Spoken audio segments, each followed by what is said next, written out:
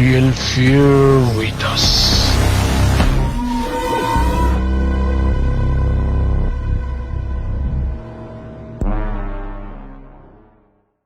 প্রিয় লিসেনার্স, আসসালামু আলাইকুম। Feel the real fear with us. সত্যিকারের ভয়ের অনুভূতি পেতে আফটার দ্য হরর ওয়ার্ল্ডের সাথেই থাকুন।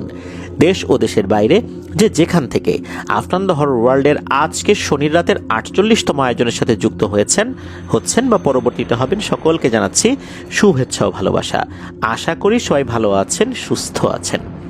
প্রিয় লিসেনার্স, আজকের এই এপিসোডে আমরা মোট 3টি ঘটনা ইনশাল্লাহ শেয়ার করব।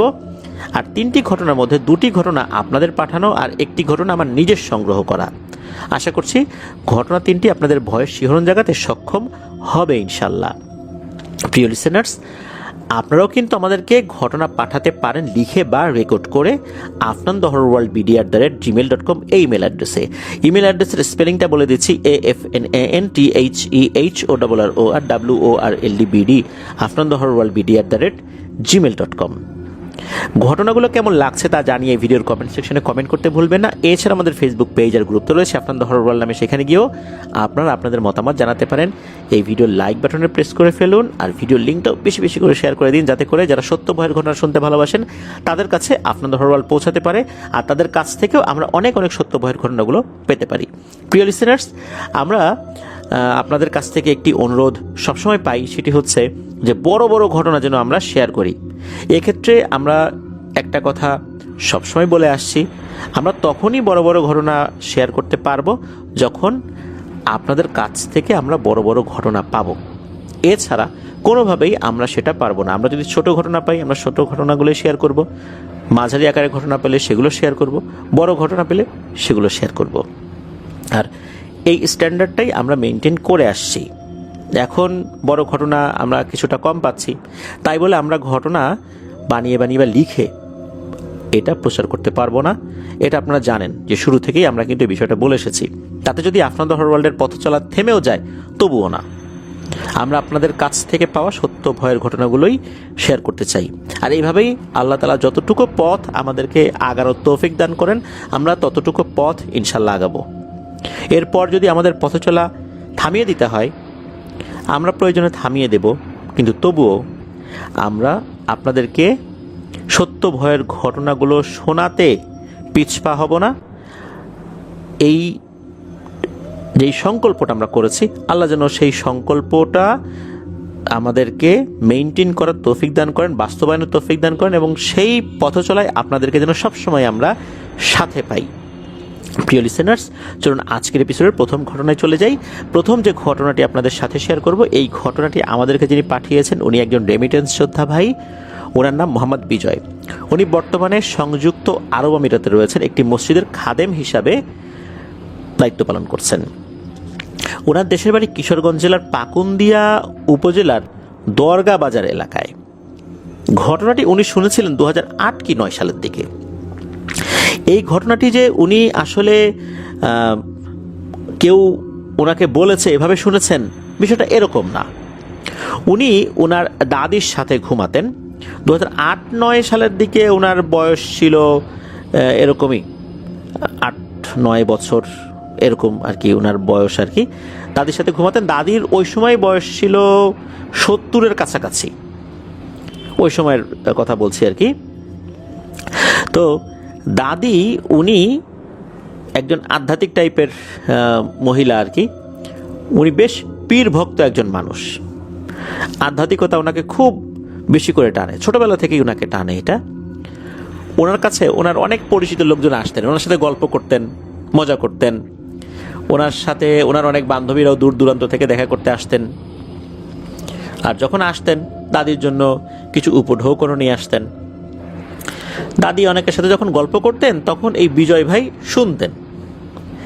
একবার হয় কি, একজন ভদ্র মহিলা আসছেন, উনি ওনাদের এলাকারই আর কি, খুব পরিচিত আর কি দাদির সাথে, দাদির খুব কাছের একজন মানুষ। গল্প করছেন। ওই সময় আবার বিজয় ভাই ঘরের ভেতরে বিছানার উপর শুয়ে আছেন। উনি শুনছেন যে কি হচ্ছে, কি গল্প করছে। তো ওই ভদ্র মহিলা দাদিকে বলছেন যে, ও বুঝি আমার কোমরে না প্রচণ্ড ব্যথা, এত ব্যথা আমি কাজ কাম তো করতেই পারি না, বিছানায় একবার শুলে উঠতে পারি না, এপাশ ওপাশ করতে পারি না, অনেক ধরনের জরুরি কাজকর্ম আমার বন্ধ হয়ে যাওয়ার উপক্রম হয়েছে। এই ব্যথার কি সমাধান করা যায়?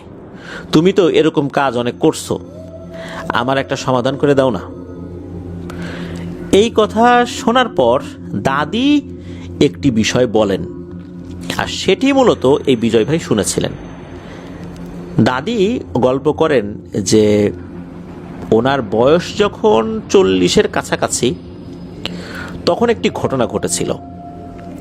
দাদি ওই সময় উনি কয়েকটা কাজ করতেন। সেটা হচ্ছে যে ওনার আর একজন বান্ধবী ছিল, যার নাম হচ্ছে রহিমা।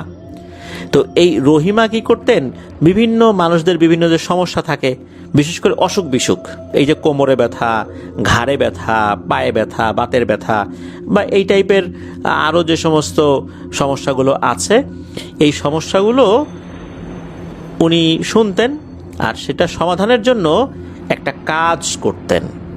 আর সেই কাজে দাদিও সহযোগী হতেন, দাদি নিজেও করতেন। সেটা হচ্ছে যে এই ধরনের রোগীদের কাছ থেকে টাকা পয়সা নিতেন, নেয়ার পর এটা সমাধানের জন্য শক্তিশালী কিছু জিনদেরকে ভোগ দিতেন। ওনারা জিন সাধনা করতেন না, কিন্তু জিনেদেরকে ভোগ দিতেন। এই ভোগ দেওয়ার নির্দিষ্ট পদ্ধতি ছিল। অনেকগুলো মোমবাতি, তারপর মাটির হাড়ির মধ্যে মিষ্টি, আর কিছু দোয়া দুরুদ আছে। এটা আসলে দোয়া দুরুদও বলা যাবে না, এটা এক ধরনের বিশেষ রিচুয়াল আর কি, সেটা পালন করতে হতো। এই জিনিসটা ওই যে রহিমা দাদি যিনি, উনিও করতেন। আবার যখন উনি কোনো কারণে পারতেন না, সবসময় একজন মহিলা মানুষ রাতের বেলা কোনো একটা জায়গায় গিয়ে এই জিনদেরকে ভোগ দিতে যাবেন, এটাও তো পসিবল হয় না, তখন দাদিকে দিতেন। অনেক সময় বাড়িতে গেস্ট আসতো, এক একজনের বাসায় তো এক এক ধরনের সমস্যা লেগেই থাকে, তো ওইভাবে নিজেরা মেনটেন করতেন আর কি। দাদি পারলে দাদি যেতেন, না পারলে ওই রহিমা দাদি যেতেন। এভাবে দুজন মিলেই এই কাজগুলো করতেন। এই কাজগুলো করার সময় ওনারা একটা বিশেষ জায়গায় যেতেন। ওনাদের বাড়ি থেকে কিছুটা দূরে একটা বিল রয়েছে, বেশ বড় বিল, সেটা এখনো আছে। তো ওই বিলের একটা জায়গায় অনেক আগে থেকেই একটা বড় একটা গর্তের মতো ছিল, সেখানে একটা উঁচু ঢিবির মতো আছে আবার সাইডে। ওই উঁচু ঢিবির উপর বসে ওনারা নির্দিষ্ট রিচুয়ালটা করতেন। তখন পানির ভেতর থেকে নাকি কোনো একটা জিন উঠে আসতো, সে এসে ওই মিষ্টিগুলো নিত, কী জন্য আসছে সেটা জিজ্ঞেস করত, আর সেই সমাধানের পদ্ধতি সেটা বাতলে দিত, অথবা সেই জিনটা নিজেই সমাধান করে দিত। অনেক মানুষ ভালো হয়েছে। এই কাজগুলো এই যে রহিমা দাদি আর বিজয় ভাইয়ের দাদি, ওনার নাম হলো কমলা, এই কমলা দাদি, এই দুজন মিলেই করতেন। সব কাজ পরামর্শ করেই করতেন আর কি। তো একজন মহিলা এরকম আসছে, তার প্রচণ্ড কোমরে ব্যথা, এমন কোমরে ব্যথা তার চলাই দায়। যখন এই কমলা দাদির কাছে আসছেন ওই মহিলা, তখন কমলা দি বলেছে, ঠিক আছে, এটা সমাধান হবে, তুমি চলে যাও আর এই এই জিনিসগুলো এনে দাও। ওই মাটির হাড়ি, মিষ্টি আর অনেকগুলো মোমবাতি, 10-12টা না, আরও বেশি। ওই মহিলা সেগুলো এনে দেয়। এরপর দাদি বলেন, ঠিক আছে, তুমি চলে যাও, বাকিটা আমি দেখব। গভীর রাতের বেলা দাদি একা একা চলে গিয়েছেন ওনার বাড়ি থেকে কিছুটা দূরে, সেই জায়গায়, বিলের সেই জায়গাটাতে যেখানে ঢিবির মতো আছে, সেখানে উনি বসে ওই রিচুয়ালটা করবেন। আর উনি যখন ওই বিষয়টা করবেন, এটা কিন্তু আবার ওই রহিমা দাদিকে বলে গিয়েছেন যে আমি তো আজকে একটা কাজে যাব। ওই রহিমা দাদিকে দিতে চেয়েছিলেন কাজটা, কিন্তু রহিমা দাদি বললেন যে ওনার বাড়িতে নাকি মেহমান এসেছে, উনি যেতে পারবেন না। এই কারণে দাদি সেখানে গেলেন। দাদি তো এর আগেও অনেকবার গিয়েছেন, কখনো কোনো সমস্যা হয়নি। এই কাজটা করতে করতে উনি জিন দেখলে আসলে আর ভয় পেতেন না, কারণ হচ্ছে উনি কিন্তু জিন সাধনা করতেন না, কিন্তু যেই পদ্ধতিতে এই কাজটি করতেন, এই পদ্ধতিতে জিনেরা এসে ভয় দেখাতো না, তারা ওই ভোগটা গ্রহণ করত আর ওই নির্দিষ্ট কাজটা করে দিত, এই এতটুকুই, আর কিছু না। তো দাদি তো গিয়েছেন, যাবার পর উনি যেখানে বসেছেন তার চতুর্দিকে মোমবাতি জ্বালিয়েছেন, আর সামনে মাটির হাঁড়িতে ওই মিষ্টিগুলো রেখে উনি ওনার মতো করে রিচুয়াল করা শুরু করেছেন। করছেন অনেকক্ষণ হয়ে যায়, কোনো সারা শব্দ আর নাই। এতক্ষণ কিন্তু কখনো হয় না, মানে লাগে না এত সময়, এই অল্প সময় 15-20 মিনিট ম্যাক্সিমাম লাগে, এর বাইরে কিন্তু লাগে না। তো এদিকে দাদি ঘন্টা পার করে ফেলছেন, কোনো সারা শব্দ নাই।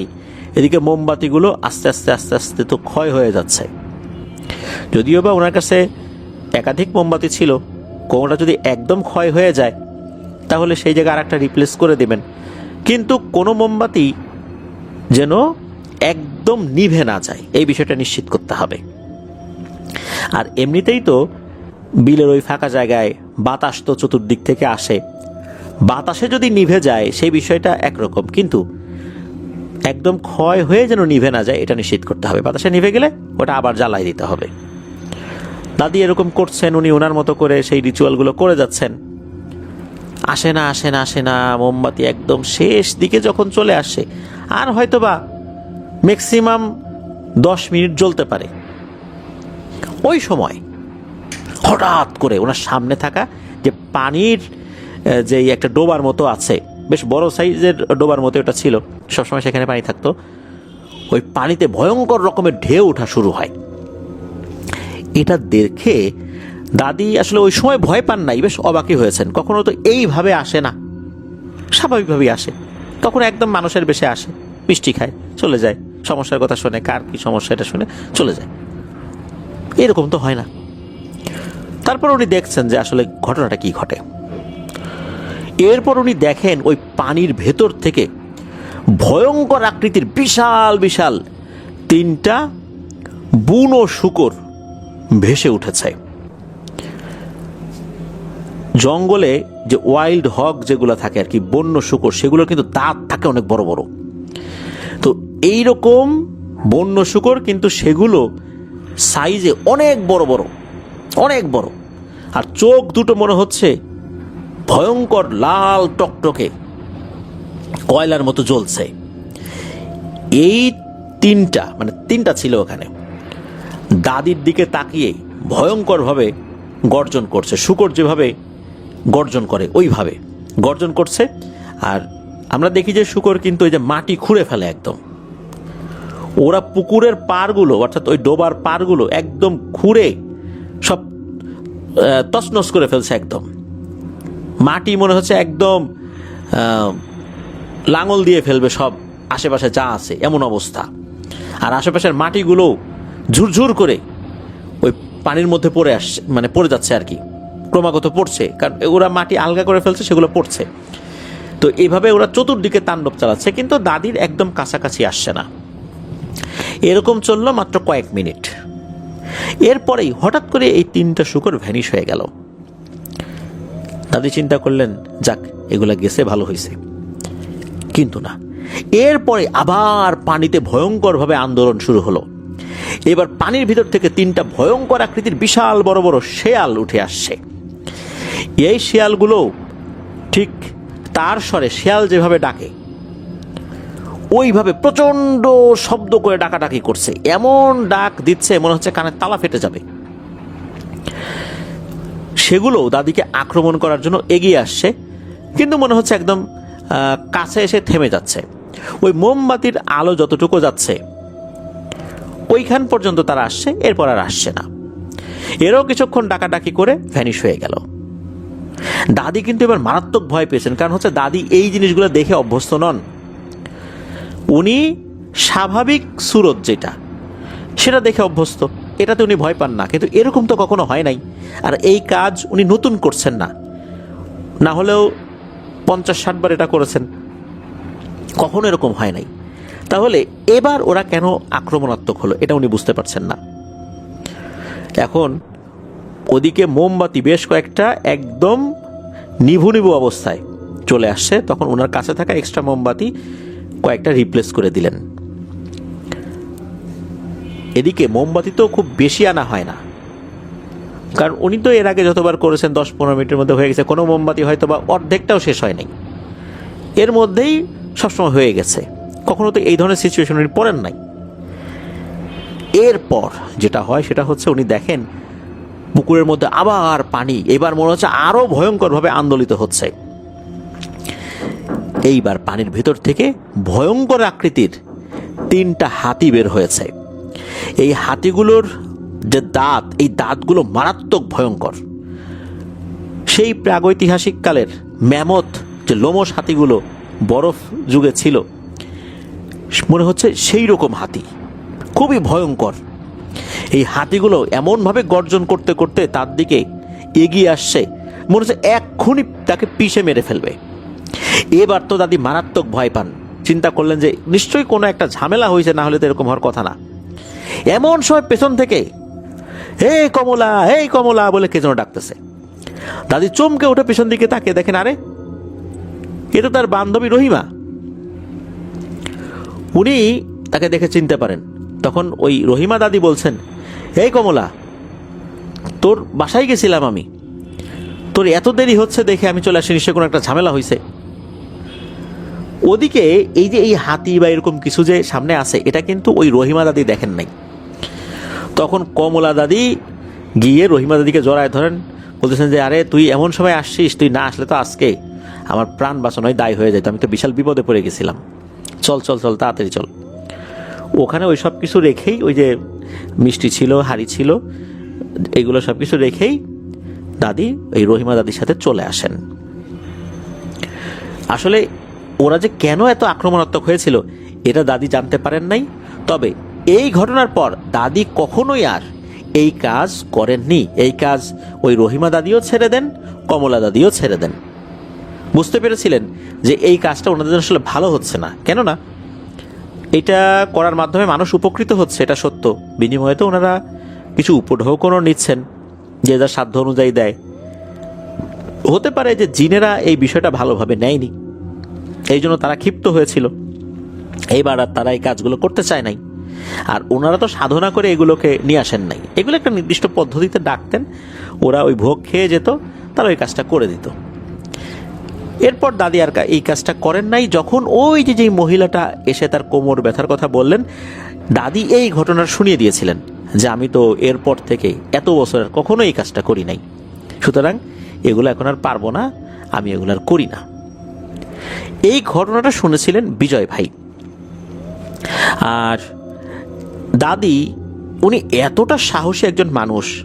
সাধারণত এই যে ভোগ দেয়া এই জিনিসগুলো কিন্তু পুরুষ সদস্যরা অধিকাংশ ক্ষেত্রেই করে থাকেন, কিন্তু দাদি একজন নারী হয়েও এমন সাহসী ছিলেন, এটা আসলেই একটা ব্যতিক্রমী জিনিস আমি বলবো। বিজয় ভাই জানিয়েছেন যে দাদি কিন্তু এখনো জীবিত আছেন, মানে যেহেতু বয়স হয়ে গেছে, কিছুটা তো অসুস্থতা তার ভিতরে আসবেই, সেই ধরনের বার্ধক্যজনিত কিছু সমস্যা তার মধ্যে আছে। মাঝে নাকি ওনার একবার ক্যান্সার ধরা পড়েছিল, ডক্টর ওনাকে থেরাপি নেওয়ার পরামর্শ দিয়েছিলেন, কিন্তু দাদি সেটাতে রাজি হন নাই। দাদি বিশেষ এক ধরনের হোমিওপ্যাথি ওষুধ খেয়েছিলেন। আল্লাহর অশেষ রহমতে দাদি পরিপূর্ণভাবে সুস্থ হয়ে গেছেন, তার শরীরে এখন কোনো ক্যান্সার নাই, একদম সুস্থ, অর্থাৎ ক্যান্সার থেকে উনি সুস্থ।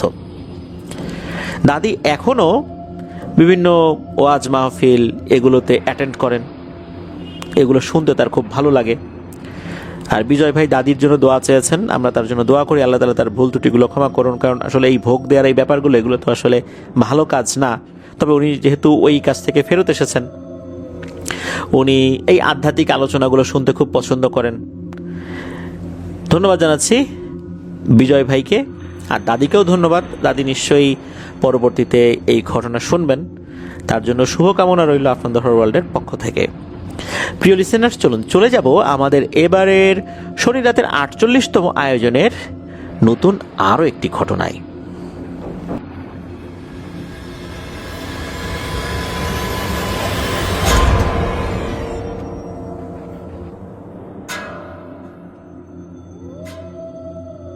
ফিরে এলাম প্রিয় লিসেনার্স আমাদের এবারের শনির রাতের 48তম আয়োজনের নতুন আরও একটি ঘটনায়। এখন যার ঘটনা আপনাদের সাথে শেয়ার করব, ওনার নাম আব্দুল আলিম। উনি ভারতের কলকাতায় বসবাস করছেন। তবে ঘটনার সূত্রপাত হয়েছিল ওনার মামার বাড়িতে থাকাকালে, যখন উনি কুষ্টিয়া জেলার চোরহাস থেকে 15 থেকে 16 কিলোমিটার দূরে ঝাউদিয়া ইউনিয়নে থাকতেন। ওখানে ওনার 4 মামা রয়েছে, বড় মামা, মেজো মামা, সেজো মামা, ছোট মামা। উনি এই সেজো মামার এখানে থাকতেন। সময়টা 2012 কি 13 সাল। ওনার বয়সটা এখন 14 কি 15 বছর। এই সেজো মামার এক ছেলে এক মেয়ে ওই বাড়িতে বসবাস করতেন। তো বাড়ির যেই কাঠামো যদি বলি, প্রথমে বড় মামার বাড়ি, তারপর মেজো মামা, তারপর সেজো মামা, তারপর ছোট মামা। বাড়ির পেছনে বাঁশঝাড় রয়েছে, বাঁশঝাড়ের পাশে পুকুর রয়েছে, আর পুকুরের এক পাশেই এই মামাদের মা বাবার কবর রয়েছে। তো এই যে সেজো মামার এক ছেলে, সে তো লেখাপড়া করে। ওই সময় কোন ক্লাসে লেখাপড়া করছিল এটা অবশ্য আব্দুল আলিম ভাই বলতে পারেন নাই। ওই সময় ওই গ্রামের সব বাড়িতে যে বিদ্যুৎ এসেছে বিষয়টা এরকম না। কিছু কিছু বাড়িতে এসেছে, কিছু কিছু বাড়ি আবেদন করেছে বিদ্যুতের জন্য, আর কিছু কিছু বাড়ি আবেদনও করে নাই। ওই সময় তাদের বিদ্যুৎ আনার পরিকল্পনাও নাই। তার মানে হচ্ছে গ্রামে কিছুটা অংশ আলো আছে, কিন্তু অধিকাংশ জায়গায় আলো নাই, এমন একটা অবস্থা আর কি। রাতের বেলার কথা বলছি। উনি ঘুমাতেন হচ্ছে সেজো মামার বারান্দার দিকে, কারণ এই আব্দুল আলিম ভাই ছোটবেলা থেকে বেশ সাহসী একজন মানুষ। গ্রাম তো, বারান্দায় শুতে ওনারও খুব ভালো লাগতো। একদম প্রাকৃতিক বাতাস এসে তার শরীরে লাগতো, এতে ওনার ঘুমটা ভালো হতো। মামার ওই ছেলে, সে লেখাপড়া করছে রাত জেগে। সাধারণত রাত সে জাগে না, তবে পরীক্ষা ছিল তার, এই কারণে রাত জেগে লেখাপড়া করছে। রাত তখন যে খুব বেশি তাও না, সাধারণত রাত 9টার মধ্যেই সেই ছেলেটা ঘুমিয়ে পড়ে, কিন্তু সে একটু বেশি সময় লাগিয়ে দিয়েছিল। তখন হয়তো বা 10:30টার মতো বাজে। ওই সময়ে এই সেজো মামা সেই ছেলে এই আব্দুল আলিম ভাইকে ডাক দেয়। ডাক দিয়ে বলে যে একটা সিগারেট এনে দিয়ে। তার আবার সিগারেট খাওয়ার বদ অভ্যাস ধরে গিয়েছিল ওই সময়। সিগারেট আনার জন্য তাকে যেতে হবে এই বাঁশঝাড় পার হয়ে, রাস্তা পার হয়ে, মেইন রাস্তা, পাকা রাস্তা আর কি, এটা পার হয়ে পাশে একটা দোকান আছে। এই দোকানটা আবার অনেক রাত পর্যন্ত খোলা থাকে। 2012-13 সাল তো, অনেক আগের তো আর কথা না আসলে। উনি হাতে একটা টর্চ লাইট নিয়ে ওইদিকে যাওয়া শুরু করেছেন। ওই সময় ওনার কাছে একটা টর্চ লাইট ছিল যেটার কালার হচ্ছে লাল। এর মাথার অংশ আবার ভেঙে ফেলা যেত, অর্থাৎ বাঁকিয়ে ফেলা যেত। সেইখান থেকে আবার দুটো প্লাগ দেখা যেত। এই প্লাগটা আবার বিদ্যুতের লাইনের মধ্যে ঢুকে চার্জ করতে হতো। ওইটাকে বলতে হলো মাথা ভাঙা টর্চ লাইট। তো ওনার কাছে ওই মাথা ভাঙা টর্চ লাইট ছিল। এটা জ্বালিয়ে মনের সুখে চলে গেছেন অল্প সময়ের মধ্যেই। মাত্র 3 মিনিট ম্যাক্সিমাম লাগে আর কি পায়ে হেঁটে ওই দোকানে যেতে। দোকানে যাওয়ার পর সিগারেট কিনেছেন। সিগারেট কেনার পর আবার ফেরত আসছেন। এই যাওয়া আসার মধ্যে কিন্তু কোনো ভয়ের ঘটনা ঘটেনি। কিন্তু উনি যখনই এসে ঘরের দরজায় দাঁড়িয়েছেন, এক পা দেবেন কেবল, এমন সময় দেখেন যে মাঝারি আকৃতির একটা গোখরো সাপ, এই জিনিসটা এই দরজার কাছে রয়েছে। এটা দেখার সাথে সাথে উনি ওরে মারে বাবারে বলে চিৎকার করে উঠছেন, সাপ সাপ সাপ। আর তখনই এই সাপটা ভয় পেয়ে ঘরের মধ্যে ঢুকে একটা শোকেসের নিচে চলে গেছে। উনি তো দেখেছেন যে সাপটা চলে গেছে, আর কেউ কিন্তু মানে তখনও দেখে নাই আর কি। এদিকে উনি বলছেন সাপ সাপ সাপ, সবাই তো চমকে উঠছে, সাপ মানে সাপ কোথায়? উনি বলছেন যে এই তো, এই যে এই শোকেসের নিচে গেল। তখন এই আব্দুল আলিম ভাই উনি আবার একটু ঝুঁকে পড়ে টর্চ লাইট মেরে দেখেন এই সাপটা শোকেসের পেছন দিকের একটা পায়ার সাথে পেঁচিয়ে লুকিয়ে রয়েছে। মনে হচ্ছে সে খুব ভয় পেয়েছে। এটা দেখার পর এই আব্দুল আলিম ভাই কি করেছেন, একটা লাঠি নিয়ে আসছেন। লাঠি নিয়ে এসে এই ঝুঁকে পড়েই ওই সাপটার মাথায় ক্রমাগত উনি আঘাত করছেন। ওই ঝুঁকে পড়ে আঘাত করতে করতে ওই সাপটার মাথা একদম থেতলে দিয়েছেন, মানে সাপটা ওখানেই মারা গেছে। এরপর সাপটাকে বের করেছেন। বের করার পর উঠোনে নিয়েছেন। উঠোনে নেওয়ার পর যে কাজটি উনি করেছেন সেটা হলো এই সাপের শরীরের উপরে কেরোসিন জাতীয় তেল দিয়ে আগুন ধরাই দিয়েছেন। সাপটাকে পুড়িয়ে অনেকটাই ছাই বানিয়ে ফেলেছেন। তবে কেরোসিন তেল যখন অনেকটাই কমে গেছে এর প্রভাব।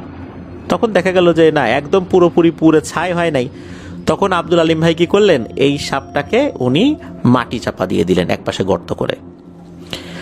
বাড়ির মধ্যে সাপ দেখা গিয়েছে, বাসার মধ্যে তো একটা আতঙ্ক বিরাজ করবে, এটাই স্বাভাবিক। ওই রাত্রে এই আব্দুল আলিম ভাই আর বাইরে ঘুমানোর সাহস করেন নাই, উনি ঘরেই ঘুমিয়েছেন। যেহেতু সাপ উনি নিজের চোখেই দেখেছেন আর কি, নিজেই মারলেন। বাড়ির লোকদের মধ্যে একটা আতঙ্ক বিরাজ করছে যে আরও সাপটা আছে কিনা। এই সাপটা তো আসলে একটু মাঝারি সাইজের সাপ ছিল, চিন্তা করা হচ্ছে যে হয়তো বড় সাইজের সাপ আছে কিনা। তবে সাপের আলামত আগে তো ওনারা বুঝতে পারেন নাই, এটা কোত্থেকে আসলো, আসতেই পারে, গ্রামের বাড়ি তো, আশপাশ থেকে এসেছে হয়তোবা। তো ওই রাতে আর কোনো সমস্যা হয় নাই, সবাই ঘুমিয়ে পড়লেন। এরপরে প্রায় 2 সপ্তাহ অতিবাহিত হয়ে গেল, কোনো সমস্যা নেই, বিষয়টা একদম ভুলতেই বসেছেন বাড়ির সবাই। 15 দিনের মাথায় ঘটে একটা ঘটনা। এই যে আব্দুল আলিম ভাই, উনি শুয়ে আছেন, ঘুমাচ্ছেন, গভীর রাত্রে উনি একটা স্বপ্ন দেখেন। স্বপ্নে উনি দেখেন যে একটা বিড়াল, এই বিড়ালটা আকৃতিতে মাঝারি সাইজের, একদম ধবধবে সাদা, আর বিড়ালের চোখ দুটো অসম্ভব রকমের সবুজ। আর সবুজ কোনো জিনিস যদি আলোকিত হয়, কেমন এক ধরনের সবুজ আলোকছটা বিচ্ছুরিত হয়, ওরকম আলোকছটা বিচ্ছুরিত হচ্ছে। এই বিড়ালটা একটা মোটা আম গাছ থেকে মনে হচ্ছে বেয়ে নেমে আসছে, আর তার দিকে তাকিয়ে রয়েছে। এই মোটা আম গাছটা আসলে ওই বাড়িরই একটা আম গাছ। এই আম গাছটা অনেক মোটা, এত মোটা যে 2 জন মানুষ নাকি হাত দিয়ে বের পাওয়া মুশকিল হয়ে যায়। উনি স্বপ্নে দেখছেন উনি আম গাছটার নিচে আছেন, উপর থেকে ওই বিড়ালটা আস্তে আস্তে ওনার দিকে তাকিয়ে নেমে আসছে। উনি এই স্বপ্নটা দেখলেন। এটার পর উনি চিন্তা করলেন যে এটা আমার দুঃস্বপ্ন আর কি, কারণ এটা দেখার পর ওনার আবার ঘুম ভেঙে যায়। তখনও তো রাত, উনি আবার ঘুমিয়েছেন। এরপর আর উনি স্বপ্ন দেখেন নাই। একই ধরনের স্বপ্ন উনি টানা প্রায় 4 রাত দেখেছেন, 4 রাত। তবে কয়েক রাত দেখার পর বাড়ির সবাইকে এই বিষয়টা শেয়ার করলেও বাড়ির সবাই বলেছে যে এটা দুঃস্বপ্নই হবে। 5ম রাতে উনি সেম স্বপ্নটা দেখেন, তবে এটার ধরন আগের থেকে আরেকটু আলাদা। উনি দেখেন যে উনি সেই আম গাছটার নিচে দাঁড়িয়ে আছেন, উপর থেকে ওই বিড়ালটা নেমে আসছে। নেমে এসে ওনাকে বলছে, তুই আমার ভাইকে মেরেছিস। তখন উনি বলছেন যে আমি তোমার ভাইকে মারলাম? কে তোমার ভাই? আমি তো কাউকে মারিনি। এরপর কি হয়েছে, ওই বিড়ালটাকে লাফ দিয়ে ওনার কাঁধের উপর উঠেছে। এতদিন তো স্বপ্নের মধ্যে শুধু ওই গাছের একটা নির্দিষ্ট অংশে তাকে দেখা গিয়েছে, এবার বিড়ালটা লাফ দিয়ে তার কাঁধের উপর এসেছে। তখন নাকি ওনার ঘুম ভেঙে গেছে। দেখেন যে তার মামা তাকে ডাকছে যে আলিম আলিম আলিম, কি হয়েছে রে বাবা, কি হয়েছে তোর? উনি তো খেয়াল করেন যে ঘেমে একদম একাকার হয়ে গেছেন। এই যে আলিম ভাই, উনি একদম ঘেমে গোসল করে উঠেছেন, এমন একটা অবস্থা। পরে উনি জানতে পারলেন যে উনি ভয়ঙ্করভাবে ঘুমের ভিতরে গোংরাচ্ছিলেন, এই জন্য তার মামা এসে তাকে ডাক দিয়েছে। এরপর উনি দিনের বেলাতে বিষয়টা শেয়ার করেন। তখনও বাড়ির লোকজন এই বিষয়টাতে আসলে ওইভাবে গুরুত্ব দিচ্ছিল না। এর পরের রাত ঘুমিয়েছেন উনি। এবার রাতেও উনি সেই একই স্বপ্নটাই দেখলেন। স্বপ্নটা এবার আরেকটু অন্যরকম। সেটা হচ্ছে স্বপ্নের মধ্যে উনি সেই গাছের নিচে দাঁড়িয়ে আছেন, সেম বিড়ালটা উপর থেকে আস্তে আস্তে নেমে আসছে। এবার নেমে এসে তাকে বলছে, তুই আমার ভাইকে মেরেছিস রে। তখন উনি বলছেন, আমি তোমার ভাইকে কিভাবে মারলাম, আমি তো কাউকে মারিনি। তখন ওই বিড়ালটা বলছে, মারছিস মারছিস। আমি আর আমার ভাই ওখান দিয়ে খেলা করছিলাম, আমি বিড়ালের বেশে আর আমার ভাই সাপের বেশে। হঠাৎ করে তুই ওখানে চলে আসছিস।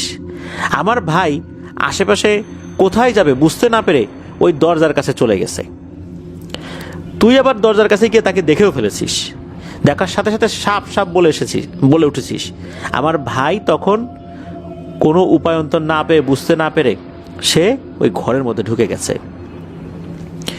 তুই সেখানে গিয়ে আমার ভাইকে খুঁজে বের করছিস। বের করার পর তোর কি উচিত ছিল? ধর্মে কি বলে, কি বলা উচিত ছিল? রাসূল সাল্লাল্লাহু আলাইহি সাল্লাম কি শিক্ষা দিয়েছেন? তোর কি বলা উচিত ছিল না, তুমি যদি জিন হয়ে থাকো তুমি চলে যাও? রাতের বেলা এইভাবে সাপ মারা উচিত না? তুই কি সেই কাজটা করছিস? করিস নাই। তুই কি করলি? কোনো ধরনের সুযোগ না দিয়ে ওই জায়গাটাতেই আমার ভাইয়ের মাথাটা খুব নিষ্ঠুরভাবে থেতলে দিয়ে মেরে ফেললি। মানলাম আমার ভাই ভুল করে ফেলছে, মানলাম আমার ভাই অন্যায়ই করছে, তোরা সাপ মনে করেই মারলি। এরপর তুই কি কাজটা করলি? তুই আমার ভাইয়ের মৃতদেহ বাইরে বের করে এনে আগুন ধরাই দিলি। তুই বল, এটা কি কোনো কাজের মধ্যে পড়ে? মারলি, তুই দাফন করে দিতি, ফেলে দিতি, আমরা না হয় লাশটার জানাজা করতাম।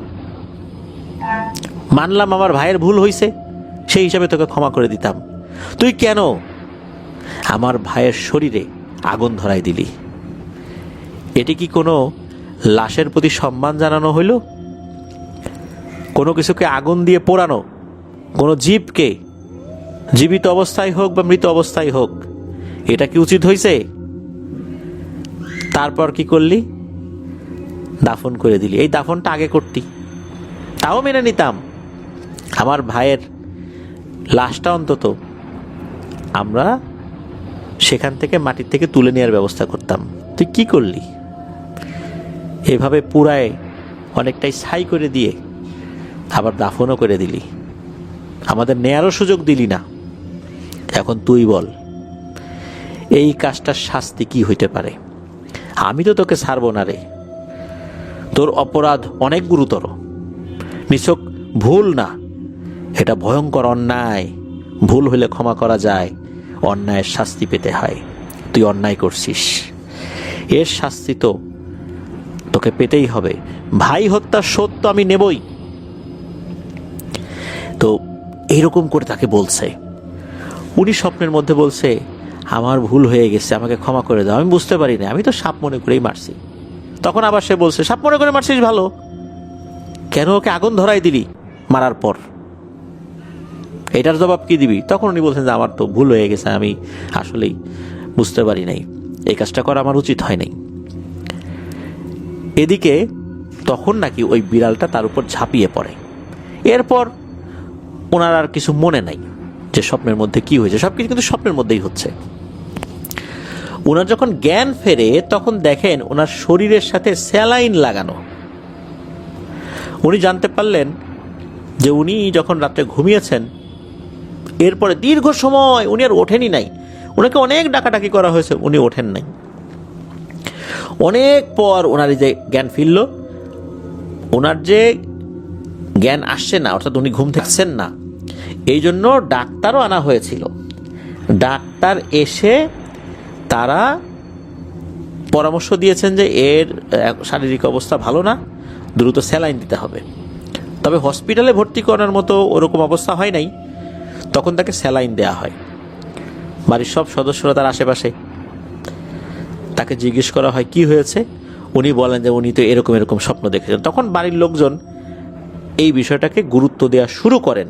তবে এই বিষয়টা যখন ভারতে থাকা ওনার মা বাবার সাথে শেয়ার করেন, তখন তার মা বাবা বলেন যে বাবা তুমি দ্রুত চলে আসো, আমরা দেখতেছি এখানে একজন মহিলা কবিরাজ আছে, দেখি এইখানে কোনো একটা সমাধান করা যায় কিনা।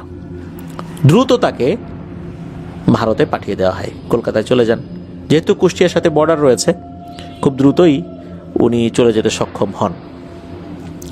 উনি চলে যাবার পর ওনার মা বাবা সেই মহিলা কবিরাজের শরণাপন্ন হন। সেই মহিলা কবিরাজ ওনার উপরে সেই জিনটাকে হাজির করেছিলেন। জিন সেম কথা বলেছেন, বলেছে সে এই কাজ করছে, এটা উচিত হয় নাই, আমি তো ভাই হত্যার শোধ নেবই, এটা যে কেউ হইলে নিত, তোরা হইলেও নীতি, এখন বল প্রতিশোধ নেওয়াটা কি অন্যায়? তখন ওই মহিলা কবিরাজ আসলে কি বলবেন, প্রথম দিকে একটু ঝাড়ি ঝুড়ি দিছিলেন যে তোকে বোতলবন্দি করবো এটা সেটা, পরে যখন সব স্তরে বিষয়টা খুলে বললেন ওই জিন এসেই, এরপর তো মহিলা কবিরাজ দেখলো যে আসলে এই বন্দি করা বা অন্য টাইপের কাজ করতে গেলে হিতে বিপরীত হবে। কেননা এখানে অন্যায়টা হয়েছে এই আব্দুল আলিম ভাইয়েরই।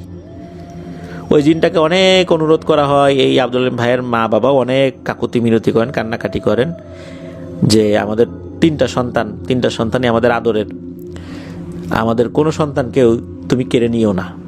ও অন্যায় করছে মানলাম, কিন্তু এখন কি করব, আমরা তো তোমার সেই ভাইকেও দিতে পারবো না, তাই বলে আমাদের কোনো সন্তানকে নিয়ে যায়ও না। তখন নাকি সেই জিনের মনে দয়া হয়, তখন সেই জিনটা বলে যেহেতু আমি একটা ওয়াদা করছি যে আমি ওকে মারবই, আমাকে একটা কাফফারা দিতে হবে, সাদাকা দিতে হবে। সাদাকাটা কি? যে 3টা মোরগ ওই যেখানে হত্যা করা হয়েছে, যেখানে হত্যা করা বলতে ওই যেখানে দাফন করা হয়েছে আর কি ওই সাপটাকে, ওই জায়গায় বা ওই জায়গার কাছাকাছি জায়গায় 3টা মোরগকে রাতের বেলা ছেড়ে দিতে হবে, জাস্ট ছেড়ে দিবার কিছুই না। তখন ফোনে মামাদেরকে বলে দেওয়া হয় যে এই ব্যাপার, এই কাজটা তোমরা করে দাও। তোমরা এই কাজটা করে দিয়েছিলেন। এরপরে নাকি আর কোনো সমস্যা আব্দুল আলিম ভাইয়ের হয়নি। এটাই ছিল ঘটনা। প্রিয় লিসেনার্স, রাতের বেলা কোনো প্রাণীকে আঘাত করা, সাপ বা অন্য কিছু, সাপ দেখলেই মেরে ফেলতে হবে এই বিষয়ে কিন্তু একটা বিধান রয়েছে। তবে এটারও বিধান রয়েছে যে কোনো সাপকে কিন্তু বলা যে তুমি যদি জিন হয়ে থাকো চলে যাও, তাকে সুযোগ দেয়া। এরপরেও যদি না যায় বুঝতে হবে সে সাপ, তাকে মেরে ফেলা যাবে। আব্দুল আলিম ভাই কিন্তু সেই কাজটি করেননি। ওনার বয়স কম ছিল, 14-15 বছর, বিষয়গুলো মাথায় ভাবে কাজও করেনি, এটাই সত্য। ঘরের ভিতরে সাপ ঢুকে গেছে, এই কারণে উনি উত্তেজনার বশে কাজটি করে ফেলেছিলেন। আর এটার খেসারও তো ওনাকে কিছুটা হলেও দিতে হয়েছে। যাক, উনি বিষয়টা বুঝতে পেরেছেন পরবর্তীতে, আর আল্লাহর রহমতে এই ঝামেলা থেকেও মুক্ত হয়েছেন আলহামদুলিল্লাহ। প্রিয় লিসেনার্স, এই ঘটনা কিন্তু আমাদের আবারও সেই বিষয়টাকেই শিক্ষা দেয়, সেটা হচ্ছে রাতের বেলা কোনো প্রাণীকে আঘাত না করা। কখনোই করা যাবে না, দিন হোক রাত হোক, অকারণে কোনো প্রাণীকে আঘাত করা যাবে না। আর এই ধরনের প্রাণীর ক্ষেত্রে তো অবশ্যই সতর্কতা অবলম্বন করতে হবে, কারণ অনেক সময় রাতের বেলা জিনেরা বিভিন্ন সুরতে ঘোরাফেরা করে। অকারণে তাদেরকে আঘাত করা হলে বা তাদেরকে চলে যাওয়ার সুযোগ না দেওয়া হলে এরা কিন্তু ক্ষিপ্ত হয়, ক্ষিপ্ত হয়ে আমাদের উপর পরবর্তীতে আক্রমণ করতে পারে। আল্লাহ আমাদেরকে বোঝার তৌফিক দান করুন। প্রিয় লিসেনার্স, চলুন চলে যাব আমাদের এবারের এপিসোডের 3য় এবং শেষ ঘটনায়।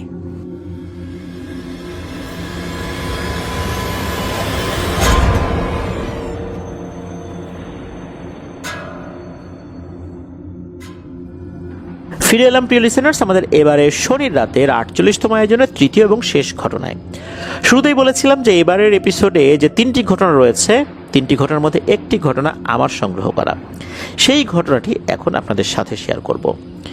এই ঘটনাটি আমি সংগ্রহ করেছি গতকাল শুক্রবার, অর্থাৎ 6 ফেব্রুয়ারি 2026 সকালবেলা।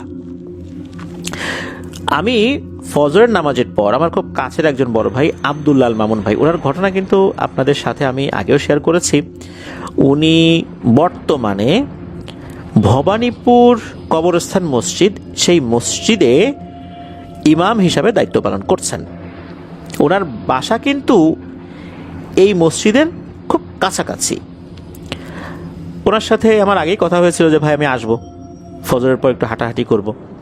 তো আমি গিয়েছি ওনার সাথে, বেশ কিছুক্ষণ হাঁটাহাঁটি করার পর বললাম যে ভাই চলেন একটু কবরস্থানের ভিতরে যাই, অনেকদিন এই কবরস্থানের ভিতরে যাওয়া হয় না। আমাদের বেশ কিছু শিক্ষকের কবর এখানে রয়েছে, আমাদের বেশ কিছু আত্মীয় স্বজনের কবরও রয়েছে, রাজবাড়ির বেশ কিছু রিনাউন্ড ব্যক্তির কবর এখানে রয়েছে, আর এই মামুন ভাইয়ের বাবার কবরও এখানে রয়েছে।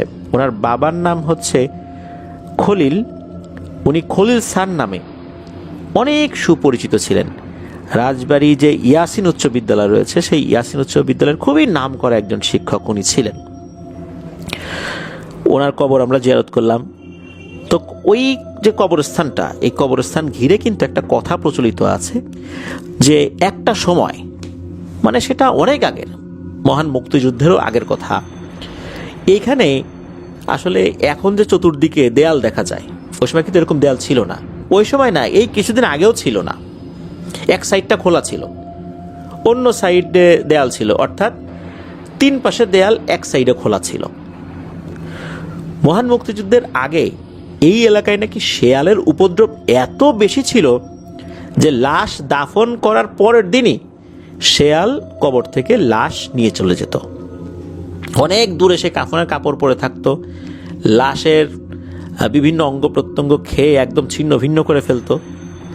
এরকম ঘটনা ঘটতো, কখনো কখনো ওই লাশ আর পাওয়াই যেত না, এমন একটা অবস্থা হতো। মানুষ পাহারা বসাতো, পাহারা বসালেও রাতের বেলা নাকি অনেক শেয়াল এসে মানুষের উপর আক্রমণ করতো যারা পাহারায় থাকতো, এমন ঘটনাও ঘটতো। এটা অনেক আগের কথা আর কি। তো শেয়ালের উপদ্রবে এমন অবস্থা হয়ে যায় ওখানে, লাশ দাফন করাই মুশকিল হয়ে যায়। এরকম সমস্যা যখন চলতে থাকে তখন ওনারা সব ধরনের ব্যবস্থা নেওয়ার পরও যখন ব্যর্থ, তখন ওই এলাকায় নাকি একজন বুজুর্গ ব্যক্তি সফর এসেছিলেন।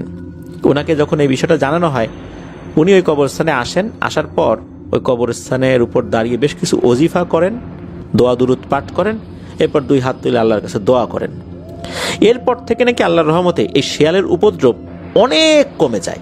একদম যে শেষ হয়ে গেছে বিষয়টা এরকম না, তবে অনেক কমে যায়।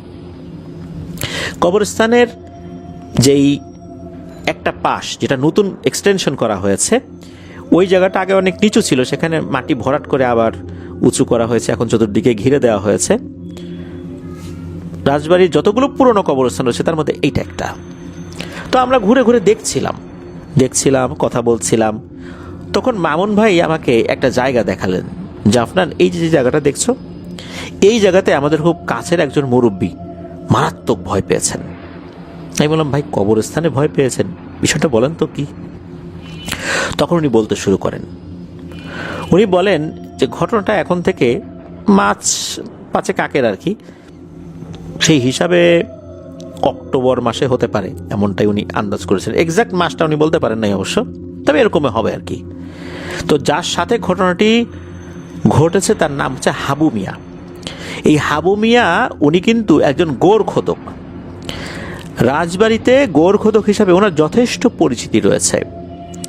অল্প সময়ের মধ্যে খুব নিখুঁতভাবে কবর খননে উনি খুবই পারদর্শী, সদালাপী, মৃদুভাষী, পরোপকারী, সবসময় হাস্যোজ্জ্বল মুখে উনি থাকতেন।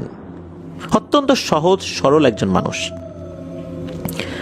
উনি কবর তো রেগুলারই খোঁড়েন, অনেক আগে থেকেই তো উনি খোঁড়েন। যখন উনি তরুণ বয়স তখন থেকেই কিন্তু এই কাজটা উনি করেন, সওয়াবের নিয়তে করেন। এই কাজে তো আসলে ওনার অনেক বছর হয়ে গেছে। উনি ওনার সাথে কিন্তু ওনার ভাগিনা সহ আরও কয়েকজনকে সাথে নেন আর কি। এখন তো আগের মতো একা একা পারেন না, বয়স হয়ে গেছে। কোনো একদিন বিকালবেলা উনি কবর খুঁড়ছিলেন। কবর খুঁড়তে খুঁড়তে মোটামুটি মাগরিবের আজান দেবে ভাব, এর মধ্যেই কিন্তু প্রায় কাজ শেষ করে ফেলেছেন এই অল্প সময়ের মধ্যেই। ওনার ভাগিনা আর সাথে যারা ছিলেন তারা বলছেন যে এই এখন তো মাগরিবের আজান দেবে, ওঠো ওঠো ওঠো, চলো মাগরিবের নামাজ পড়ে এসে বাকি কাজটা শেষ করবো না। উনি আবার বলছেন যে তোরা যা, দেখতেছিস না এই লাশটা একটু ফিনিশিং দিতে হবে, মাগরিবের নামাজের পর পর এই লাশটা এখানে দাফন করবে। তারা যদি এসে দেখে যে আমি তখনও এটার ফিনিশিংয়ের কাজ করতেছি, তখন তারা কি মনে করবে, লাশ এখানে রেখে কি কবরের কোনো একটা কাজ করা যায়? কাজ তো আগে শেষ করে রাখতে হবে। আর তো কয়েক মিনিটের ব্যাপার, তোরা যা, অজু কর, নামাজের জন্য রেডি হয়, আমি আসতেছি, আজান তো এখন দেয় নাই, এখনই দেবে, আমি আসতেছি, তোরা যা। তো তারাও দেখলেন যে আর হয়তো বা 5 মিনিটের কাজ উনি যেভাবে দ্রুত গতিতে করছেন তাতে 5 মিনিটের মধ্যে হয়ে যাবে। আর ফিনিশিংয়ের কাজটা সাধারণত এই হাবু মিয়া করতে খুবই পারদর্শী ছিলেন। এমনিতে সব কাজ করতেন, বাট ফিনিশিংয়ের কাজটা ওনার খুব নিখুঁত হয় আর কি। কারণ ফিনিশিংয়ের কাজটা ভালো না হলে, উপরে বাঁশ দেয়া হলে তখন ওটা ভেঙে পড়তে পারে। একটা নির্দিষ্ট মাপ দিতে হয় যাতে মাটি ওই লোডটা নিতে পারে, বাঁশের লোডটা নিতে পারে, নাহলে কিন্তু ভেঙে পড়ে যেতে পারে। তো উনি ওই কাজটা করছিলেন, শেষের ওই কাজটা ওনারা ওখান থেকে চলে আসেন। তো উনি ওনার মতো করে করছেন। মাগরিবের আজান তখনও হয় নাই, হবে হয়তো বা তখন 1 মিনিট বাকি বা এরকম আর কি সময়। হঠাৎ করে ভয়ঙ্কর একটা আওয়াজ আসে। ওই সময় হাবু মিয়া উনি একটু ঝুঁকে পড়ে কাজ করছেন কবরের ভেতরে। মনে হলো যে ওনার খুব কাছাকাছি এসে কেউ ভয়ঙ্করভাবে একটা গর্জন করে ওঠে, ওই একটা গর্জন করে ওঠে। তো এইরকম গর্জন যখনই হয়েছে উনি মারাত্মক ভয় পেয়ে গেছেন। এতটা ভয় পেয়ে গেছেন উনি তো বেশ ওই জায়গাতেই বসে পড়েছেন। এরপর উনি দ্রুত উঠেছেন, তখন তো আবার আজান দিয়ে দিয়েছে। ওঠার পর উনি খুব ঘাবড়ে গিয়েছেন, এরকম ভয় উনি কখনোই পান নাই। উনি তো এরপর মসজিদে গিয়েছেন, শরীরটা ভালো লাগছিল না, বাসায় চলে যান। ওই রাত থেকেই ওনার মারাত্মক জ্বর, এমন জ্বর আর নামে না। এরপর থেকে শুরু হলো ডায়রিয়া, কোনোভাবেই কিছু হচ্ছে না, অবস্থা খারাপ। মামুন ভাইয়ের কাছে খবর আসে, মামুন ভাই দেখতে যান।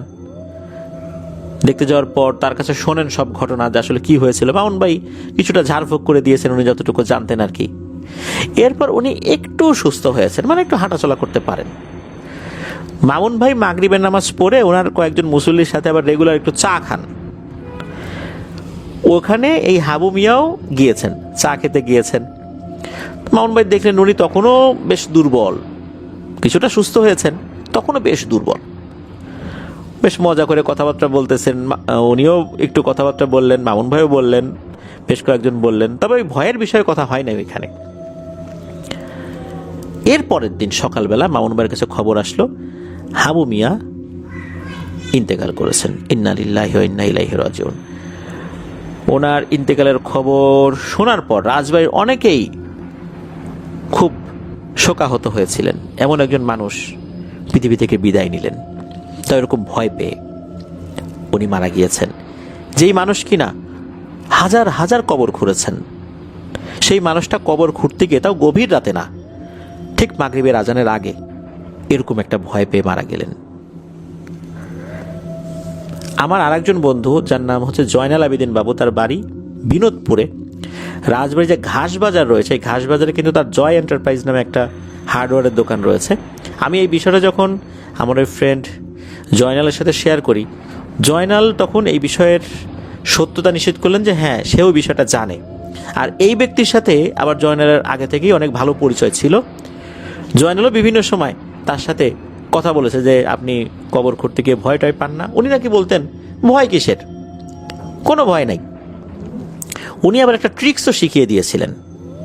সেটা হচ্ছে যে উনি একটা ঘটনার প্রসঙ্গে বলেছিলেন নাকি, উনি একদিন রাতের বেলা রাত 1টার দিকে কবর খনন করা শুরু করেছেন। রাত 1টা থেকে কবর খনন করা শুরু করে এই ভবানীপুর কবরস্থানে আর কি। তো কবর খুঁড়তে খুঁড়তে রাত প্রায় 3টা হয়ে গেছে, তখন ওনার কবর খনন করা শেষ হয়েছে। উনি খুব ক্লান্ত হয়ে পড়েছিলেন। উনি তখন চিন্তা করলেন এখন উপরে উঠবো, আবার ভয় টয় দেখায় নাকি কেউ। তখন নাকি উনি ওই কবরের ভিতরে শুয়েছিলেন, একদম কবরের ভিতরেই শুয়ে আছেন। যখন ফজর আজান দিয়েছে তখন উঠেছেন, স্বাভাবিকভাবেই উঠে আবার চলে গেছেন। উনি নাকি এই জয়নালকে বলেছিলেন যে কবরের ভেতরে থাকা অবস্থায় নাকি কেউ ভয় দেখাতে পারে না, এই বিষয়টা বলেছিলেন। উনি কবরের ভেতরেই ওই সময় ছিলেন, ওই সময় আসলে ভয় পেয়েছিলেন। ভয়ঙ্কর কোনো কিছু তাকে ওই অবস্থাতে ভয় দেখিয়েছিল। যেই মানুষটা হাজার হাজার কবর খনন করলেন, এত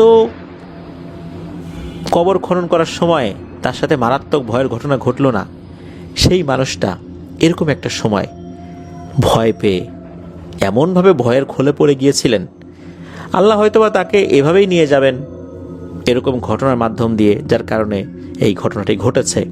রাজবাড়ির অনেকেই কিন্তু ওনার এই বিষয়টা জানেন। আমি এভাবেই শুনেছি, সেভাবেই টেলিসেনার্স আপনাদের সাথে শেয়ার করলাম। রাজবাড়ির যারা আছেন তারাও এই বিষয়টা অনেকেই জানেন বলে আমি জানি, এমনটাই আমি আশেপাশের মানুষদের কাছ থেকে শুনেছি।